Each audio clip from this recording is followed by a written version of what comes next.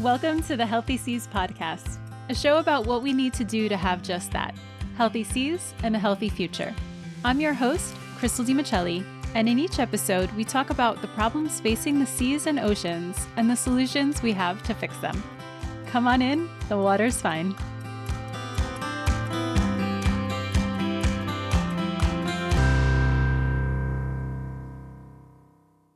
Today I'm here with Aristea Kyriakou, the founder of the European Outdoor Education Hub. She recently teamed up with Healthy Seas as a part of Operation Ghost Farms, Reclaiming Waters. In addition to the cleanups of abandoned fish farms in Western Greece, this campaign is also featuring educational activities, both for university students and kids. Aristea was running the one for the kids. Hi, Aristea. Thank you so much for joining me today. Hello, Krista. Thank you very much for having me here. It's a pleasure. Education is near and dear to my heart, so I can't wait to dive into learning more about you and what you do with the European Outdoor Education Hub. To begin, what are the principles and/or methodology of outdoor education versus traditional education? That's a great question to start with, Crystal, as outdoor education can be indeed a methodology, but also it can go as far as to be a philosophy. So basically, outdoor education is defined as an approach to learning that occurs in natural settings often, for sure outside the classroom to say at least, focusing on direct engagement with the environment. It basically emphasizes experiential learning where students gain knowledge through hands-on activities, ecological literacy, and real-world experiences.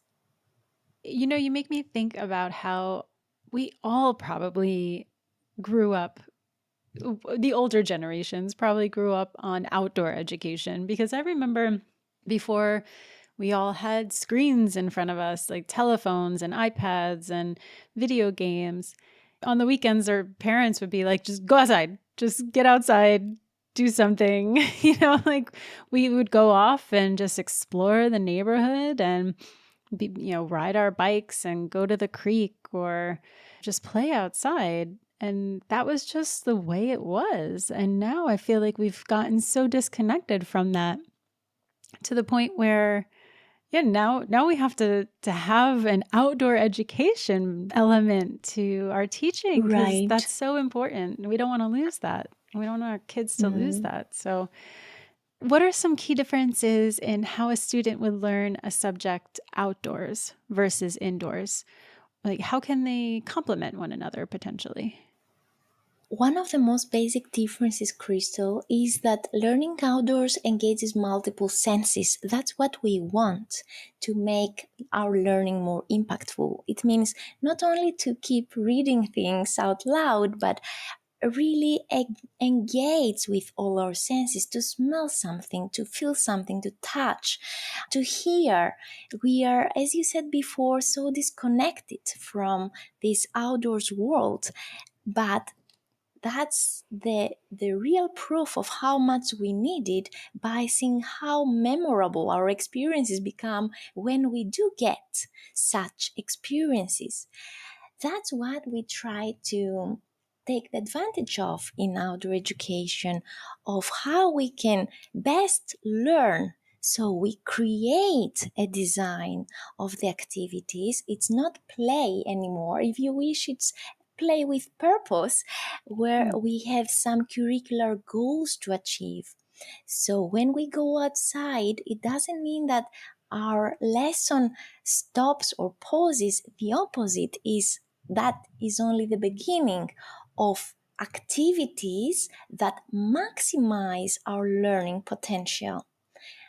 This way, we have found of the multiple benefits this method has to our students and to the teachers, if we can say, because it helps, it enhances even the relationships between them.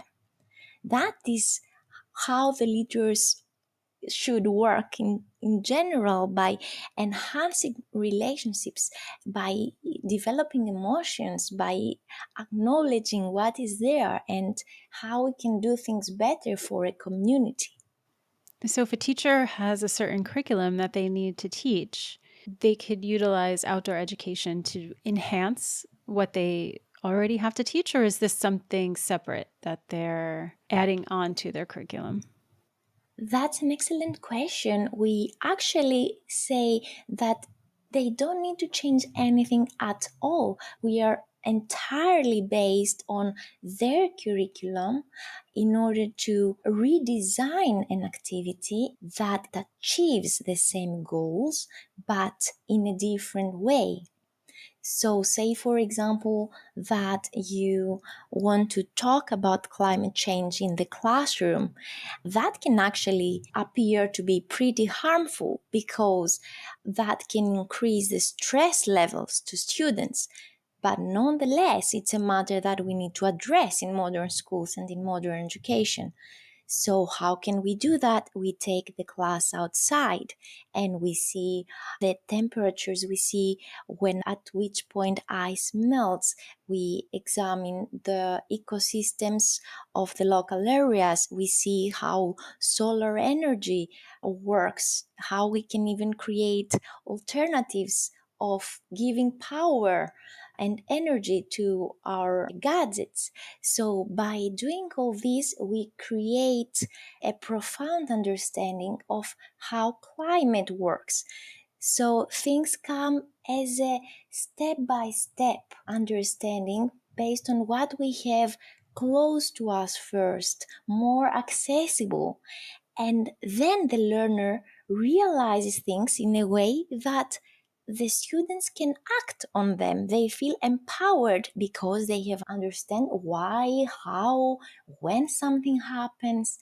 So then it becomes a global thing that students and teachers can act on it. It's very important to feel that we are able to find solutions. It's a very crucial aspect of what outdoor education tries to achieve. What is the concept of the third teacher that you talk about?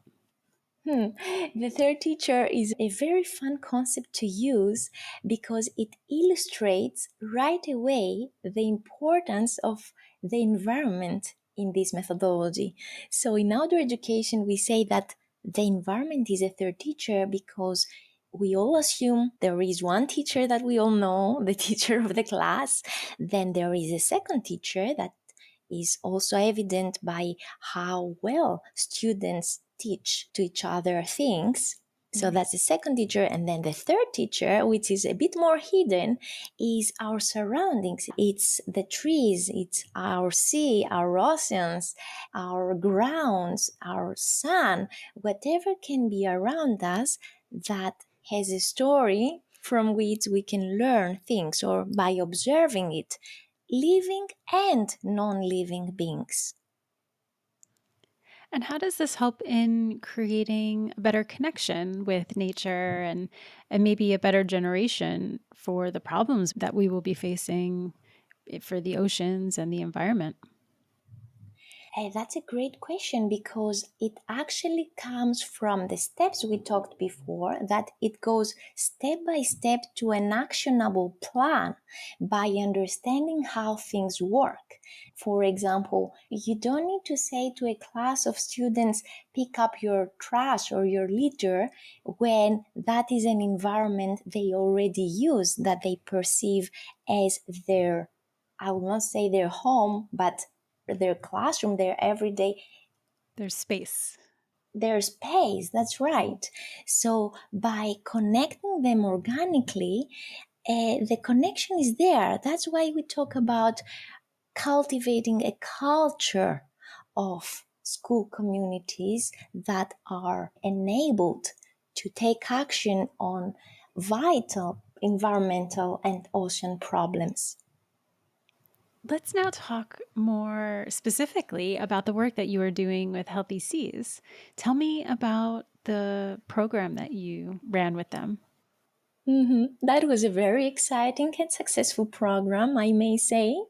It involved a number of about 100 students aged 10 to 12 years old and their teachers of two Greek public schools in the areas of Astakos and Navpaktos over the duration of a week. The activities included, as we said before, the regular lessons of the day, such as language, maths, physics, chemistry, but our theme was Arosians, and that's where we eventually led the class to go. So we started from their classroom, as the students would always do their lessons, then shifted to their school grounds where we started with our first outdoor activities, and gradually we went to the local seashore where the students had the chance to go deeper with our lessons of the day. That came out to be a very fun and engaging outdoor education program, as those classes of the 100 students had not done something similar before. And that showed in particular from the teachers' feedback and the students' feedback, the local community, even as people from around the areas would come to ask us what is exactly what we are doing.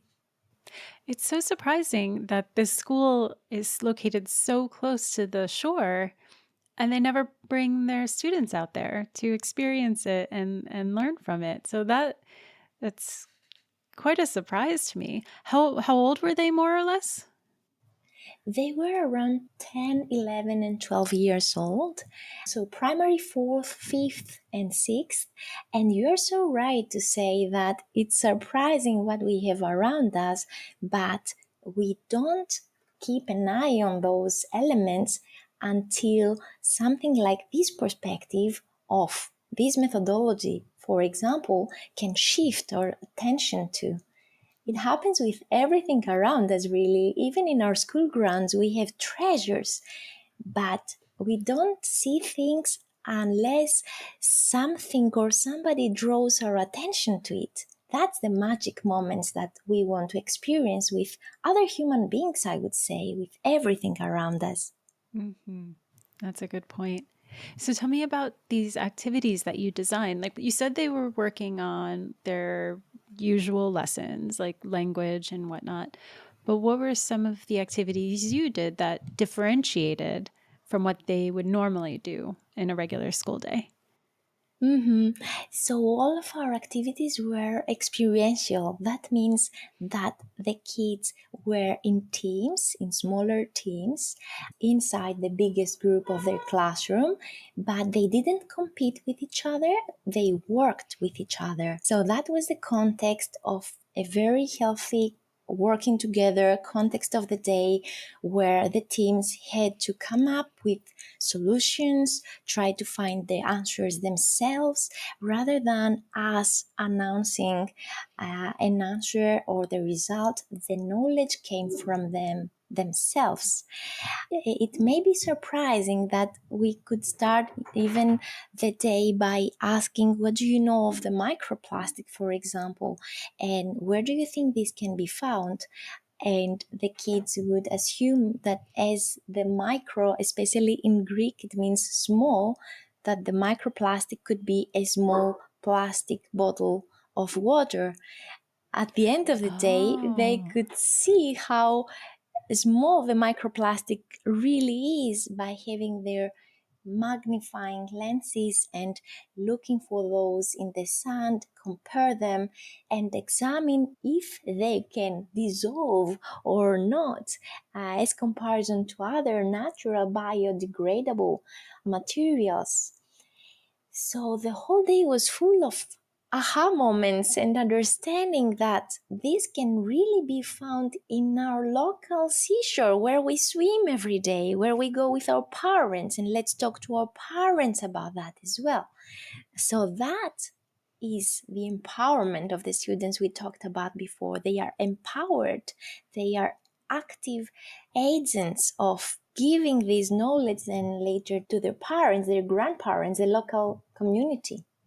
and how did the kids react? Did you have any interesting feedback from them or the teachers?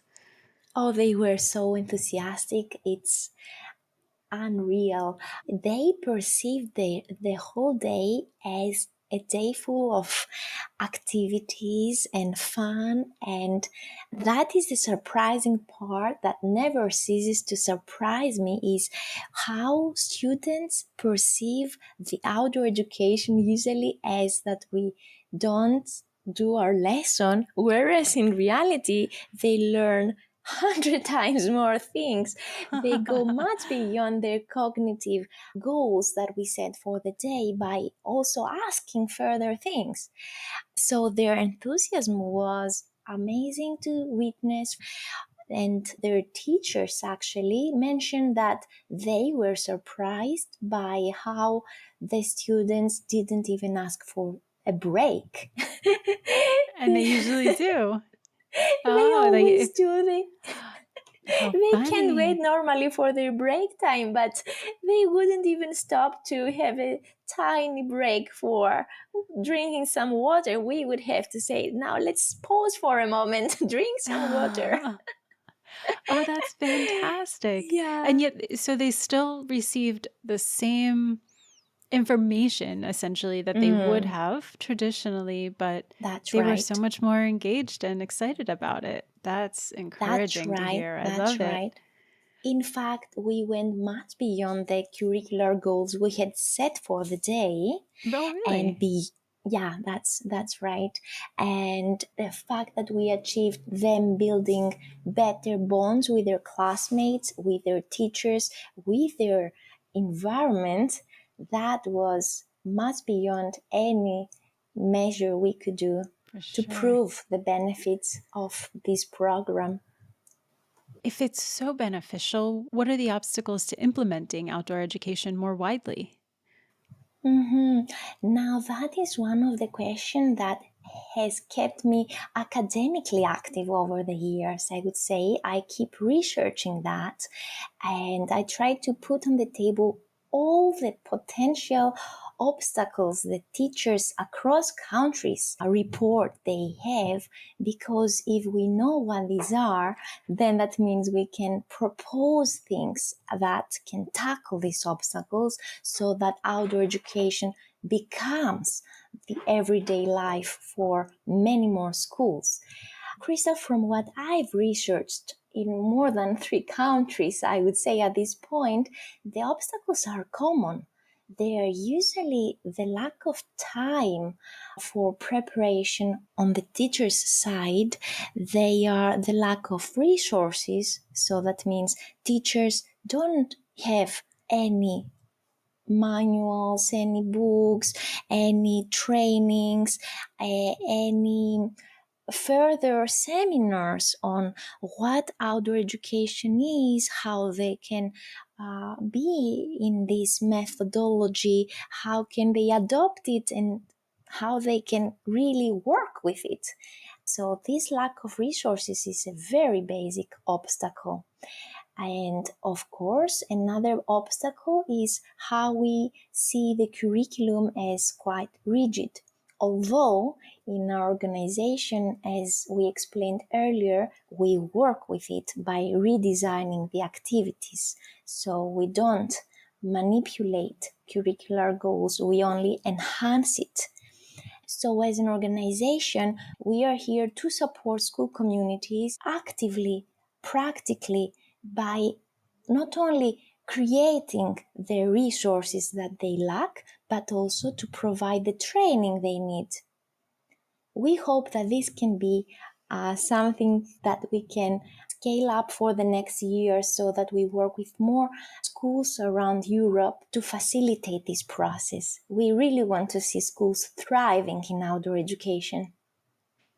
Yeah, it sounds like just such a fun way to learn. And I mean, the school that you were working with was near the coast, but what about an urban school? Can an urban school also do outdoor education?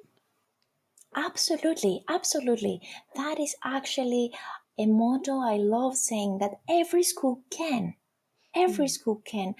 That is that a school has everything it needs for the first steps in outdoor education by start noticing its outdoor environment, that is their school grounds. If we may say, an outdoor education program would even involve the redesign of these school grounds with participatory methods to involve the students, the parents, the teachers, the head teachers, the local community, the stakeholders, to redesign their environment in a way that they can later on use as their day-to-day environment. That is some of the projects that we are very interested in fact, and they are mostly in urban places where they have to take the asphalt away, where they have to reimagine their school grounds with more natural material, with more spaces that they can use for their teaching and learning day to day. Hmm. That's wonderful. You're reminding me now of as a side note, I do another show called Forces for Nature, and I interviewed a woman who does school gardens. So that they Aha! bring curriculum to schools and have kids Lovely. create gardens, and yeah, it's the same concept. They're using their own school grounds and bringing the kids outside and teaching them all of these different lessons, not just Mm, growing food. There's so many lessons built into it that you wouldn't even absolutely. think of. Mm, So it's very that's surprising right. and Mm, holistic. mm. That's right, that's right. And if we may say, if you do the gardening for the sake of gardening, that's wonderful. You want to decorate a few flowers around the school, and that's beautiful and wonderful as it is. But to take it to the next level and make it into an outdoor education class, we need a few elements to be added on it. We need a structure behind the curricular goals and what we achieve, what we want to achieve, measuring the results of what students learn from this activity and that activity, the repetition that this needs to become not only once and it's done, but a few times per month, if not per week, I would say, throughout the school year, to experience also all the types of weather, the seasons, how things change by the change of the seasons. So we can quickly see how deep we can go with a structured outdoor education lesson. I also heard that you have an assistant sometimes with during your activities, a furry one. How Tell me a little bit about that. It is very true, and credits here go to our friendly dog named Nesson. He's actually right here now, listening Okay. attentively to this podcast. Oh, Nesson is a specially trained dog who was found abandoned, in fact, in a forest in Greece as a 1 kilo puppy. Oh. But ever since then, he has become my outdoor education partner, accompanying me everywhere I go. And we ran a few of those programs together, not as pet therapy, as I have heard that is a usual case, but as an active part of our class where he also needs to look for clues around our school grounds, especially with whatever regards our nose. He's particularly loved by the children, and I think that to the students' eyes, Nesson, my dog, represents the entire nature. The students can see, and I keep learning, how much nature is capable of doing. These skills, these characteristics that animals have, they are spectacular. Their special capabilities keep showing in practice and keep amazing us. How well they can smell, how fast they can react.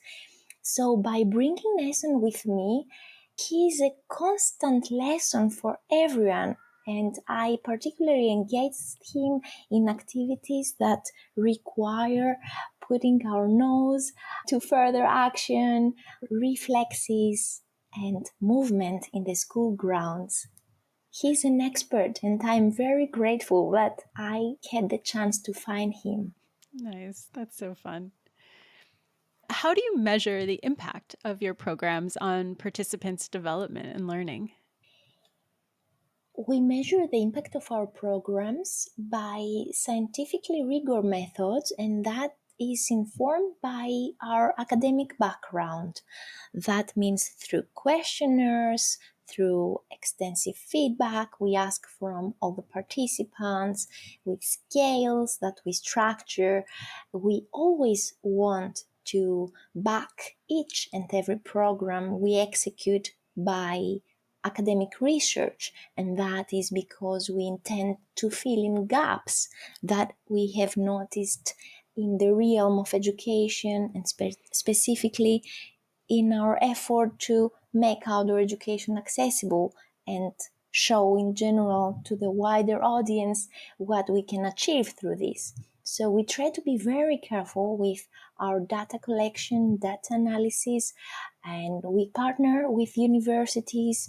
I still have an active affiliation with the University of Thessaloniki and the School of Education as a postdoctoral researcher there. So we always try to have this dimension in each one of our programs. Now, until the world can get outdoor education into all of its schools, how can educators or professionals incorporate elements of outdoor education into their work? Educators can really do a lot, and we are here to support them doing the first few steps, in fact, because they have all the imagination, creativity, and knowledge they need to take things further. One simple thing they can do to start is to start noticing things they have in their own school grounds. Of course, as we talk about outdoor education as a methodology, things are not as simple as to say that teachers can start taking their students outside and start imagining things. We talked about preparation, a design of the activities, a plan, curricular goals, and a longer term plan as well. Every educator can be potentially an outdoor educator. It's a matter of putting some attention to it, or I would say it's more about a higher level of giving them the opportunity to participate in such teachers training so that they feel enabled and empowered to start taking action in a way that they can have also fun out of making it. It shouldn't be an extra responsibility for the educators. It should be a joy. It should be something that makes them feel more free and more engaged, in better connection with their students, and that they can see that their lessons become more impactful, more engaging, really. Yeah, that's it. You're right. Teachers are so busy right now that it's overwhelming, I'm sure, for them to think about adding one more thing to do. But I mean, I would recommend just choosing one lesson and seeing how you can change it to somehow incorporate these outdoor education elements. Does the European Outdoor Education Hub have curriculum or lesson plans online available for teachers to look at and download? At this moment, Crystal, we take things from the start of a program, so to speak. We redesign the program of a school and we provide teachers training alongside. And our final aim, of course, is to empower these school communities we work with to reach this level. But I can say for sure it's something that we are working on for the near future. And you're very right to say that teachers are so overwhelmed at the moment. Let's not forget that in our era, we talk about the so-called teachers' crisis. That is, that teachers don't have any motivation today for being teachers. Society doesn't attribute what they are doing as a social service, if we may say, and that discourages teachers and they lose motivation to keep doing things. So we need, first of all, to acknowledge that teachers are professionals. They deserve further professional trainings. They deserve to be happy in their professions if we want the students that work with them also to be happy, to be better students, to get better at school, to want to go at school. So we work hard on creating these programs, and yes, we will be happy to work with more and more teachers in the years to come. Wonderful. And you have some future work with Healthy Seas planned, right? All the news are traveling faster than what I can think. When partnerships go as well as to say that our programs have a real impact, there is absolutely nothing that could stop us with Healthy Seas from pursuing things further and having bigger impacts in more schools and in education. Excellent. And from the video that Healthy Seas has, it seems like the kids had a great time. And from everything you've told me, outdoor education just sounds like such a fun way to learn. And I hope to see it incorporated in more schools and lessons as time goes on. Thank you for joining me today. I'm so excited to learn more about what you do. Thank you very much, Crystal, and a big thanks to Healthy Seas for the excellent partnership with a fun way to make things with trust and real impact. We hope to keep being partners for a long time in the future. And thank you, Crystal, for all your interest and your excellent questions. Thank you. Healthy Seas is a nonprofit on a journey from waste to where. Founded in 2013, the organization aims at reducing marine litter caused by lost fishing gear through cleanup, prevention, and education activities. The nets collected by Healthy Seas are subsequently reused and recycled and used by its partners for the creation of new products.